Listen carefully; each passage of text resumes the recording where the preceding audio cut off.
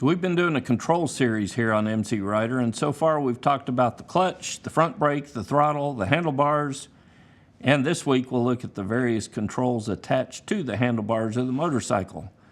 And we'll discuss one of these controls that I think Harley Davidson gets wrong. Can you guess what that control is? Let's start our discussion of these controls with something that a lot of riders put little thought into, the headlight switch. From the years 1975 to 1983, 14 states in the U.S. passed laws that made daytime running lights on motorcycles mandatory. As a result, the motorcycle industry decided to make a headlight on every motorcycle automatically come on when that bike is started. So there's no on or off switch for the headlights on a modern motorcycle. The reason for the daytime running lights was that it made a motorcycle a little bit easier to see. But the interesting thing about that is when you look at some of these studies regarding the effectiveness of daytime running lights actually reducing motorcycle collisions, the results are fairly inconclusive. They do lean slightly in favor of reducing crashes, but probably not to the degree that a lot of riders would imagine. Now, I am in favor of being visible on a motorcycle. Headlights and additional lights help on a motorcycle. Brightly colored jackets and helmets help, but it's not an overwhelming advantage for the rider. What helps even more is riding with a good road strategy, because road strategy is something that you have direct control over. Depending on another rider to see you is more like a crapshoot. If you want to greatly improve your odds of staying upright, it's more about how you ride than it is what lights are on your motorcycle or what color you choose to wear when you ride your motorcycle. But if you want to learn more about what good road strategy is and what road strategy is not, head over to mcrider.com/road strategy. And I've got tons of hours of videos just on that topic of good motorcycle road strategy. But when it comes to headlights on a motorcycle, what can make a huge difference is riding with a headlight modulator. I've got one on the Gull Wing back there behind me, so let me demonstrate real quick for you what that is.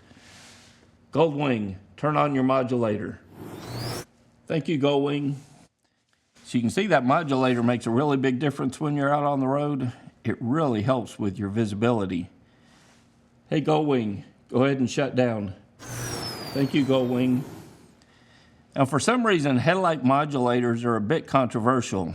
Some riders just don't like them.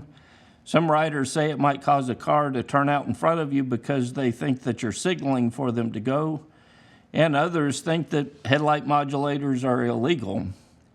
So let's settle that legal question once and for all. The Federal Motor Vehicle Safety Standards, 49 CFR Part 571.108.S7.9.4, and you can look this up yourself if you want to, allows motorcycle headlight modulation systems in all 50 states, provided that they comply with the standards set forth in that section.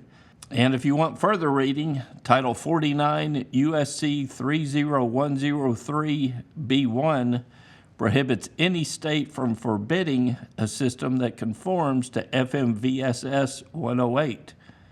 So headlight modulators that are purchased from a reputable brand comply with the federal requirements.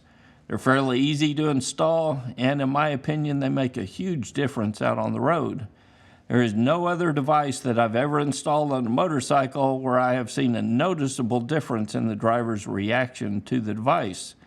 By watching other cars on the road, you can tell that other riders see you and that they're paying attention to you when you ride up on them with the modulator on. To me, that's worth quite a bit, and I believe it's a very advantageous device for the rider to have. Now, I've had 2 motorcycles now with a modulator installed, and I've never had a driver pull in front of me thinking I was signaling for them to go. The only negative I've seen, and it may or may not be a negative, is a few drivers pull over to the side when you approach from the rear. I guess they think you're a cop or an emergency vehicle and they'll pull over to the side. But I've ridden a lot of miles with the modulator, and I've had maybe a dozen people or so pull over thinking I was a cop. But what that does show me is that they saw me. Even when I'm approaching from the rear, they noticed that I was back there. So when approaching an intersection, I've seen drivers staring at the motorcycle as it goes through the intersection, and it really makes a huge difference, in my opinion, to your visibility out on the road, and it's a handy tool for the rider. For the rider who doesn't have a modulator, I believe that adding extra lights to the front of the bike helps. Also, riding with high beams on during the day is beneficial. High beams during the day are not blinding to other drivers, and it adds a little extra pop to the headlight for other drivers to be able to see you. Another control is the engine cutoff switch, or the kill switch. It's also mounted on the handlebars. It's operated with the right thumb. It's over on the throttle side of the handlebars. I always use the kill switch to shut my motorcycle off. I started riding with that habit years ago, and it stayed with me all these years. So when I pull into the garage, flip the kill switch off, motorcycle shuts down, and then I turn the key off or turn the ignition switch off to completely shut the motorcycle down. To me, it makes sense to develop this habit, because if you ever need to shut the engine off in an emergency, maybe you've fallen over on your side or something, shutting the engine off with the kill switch is one less thing to think about, and it's a good habit to have in place. The MSF teaches this technique to new riders, to use the kill switch to shut the engine down. And it's funny how some new riders will really struggle with that when they're starting to ride, particularly when they get back on the motorcycle to start it back up. Now they'll turn the key on and they'll hit the start button and nothing happens. They'll check the key and hit the start button and nothing happens. Then they start looking around at the other members in the class and they see their motorcycles running. And usually the first thing that they think is, man, these stupid training motorcycles, this motorcycle they've got me on, it's the reason why I'm riding so bad this weekend, because they got me on a piece of junk motorcycle.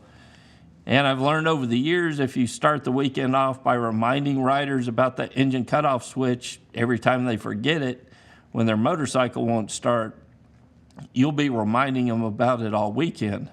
Instead, if you just stand there and stare at them or wait for them to figure it out and get their motorcycle started, maybe tell them, if they're questioning whether the motorcycle is good or not, tell them that the motorcycle is fine, or force them to ask a classmate what the issue is. They'll quickly remember the solution the next time the problem is encountered, because sometimes a little negative reinforcement goes a long way towards learning a new skill.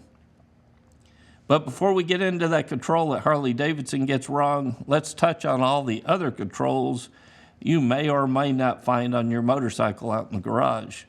Things like the horn, cruise control, navigation and entertainment controls, heated grips, heated seats, buttons to change the suspension or the engine mapping. That gull wing behind me is famous for being a king of motorcycle buttons, and my thoughts on all this are that you need to be able to use these controls quickly without looking down at the control and without taking your focus off of the road, or you need to pull over to use the control. Being a distracted driver is one thing, and we all complain as riders about those distracted drivers, but being a distracted rider creates a whole other set of problems for the rider. So don't let yourself be a distracted rider, and that's my bonus tip for this week. Now, what control is that on the Harley Davidson that I believe that they get wrong? Well, it's about the only controls left on the handlebars that we haven't talked about.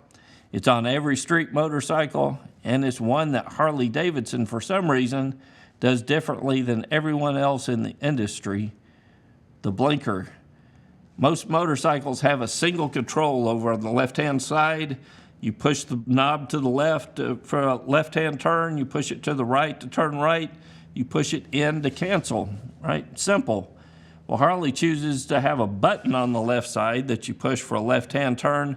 You push that same button to cancel it. One on the right side for a right-hand turn, push that same button to cancel that. But that creates a problem for a rider. Well, what problem does it create? Well, as a rider, one of the worst things that you can do is ride down the road with your blinker on. You're just inviting some eager car to pull out in front of you when you're riding down the city streets with that blinker going. On any motorcycle besides a Harley Davidson, I can just push that blinker button at any time as a sanity check just to make sure that that blinker is actually off. I never have to look down at the control. I never have to look at the dash. I simply push in on that button, make sure that blinker's off. It's a simple design, and it's a nice sanity check if you can't remember if you canceled that signal or not. After that same turn on a Harley Davidson, I have to look down at the dash in order to determine if the blinker's off. That's even worse on a Road King because they have tank-mounted instrument clusters, so you have to look down even further. Because if I make that left-hand turn and I did cancel the signal, if I push the button again, I've just reactivated it, right? So I have to look down to make sure that that signal is off on a Harley Davidson. While this is not a huge deal, it is annoying to me, and it's one that has a simple fix. A single blinker control offers a positive way to assure that the blinker is actually off. It even takes up less room on the handlebars as we get more and more buttons on those handlebars. And to be honest, I can't think of a single reason why the way Harley chooses to handle this control is advantageous. If you have a reason why, leave it in the comments because I'd love to hear from you and maybe figure out why I'm wrong on this issue. And until next week, guys, this is Kevin with MCrider, and I'll see you on the road.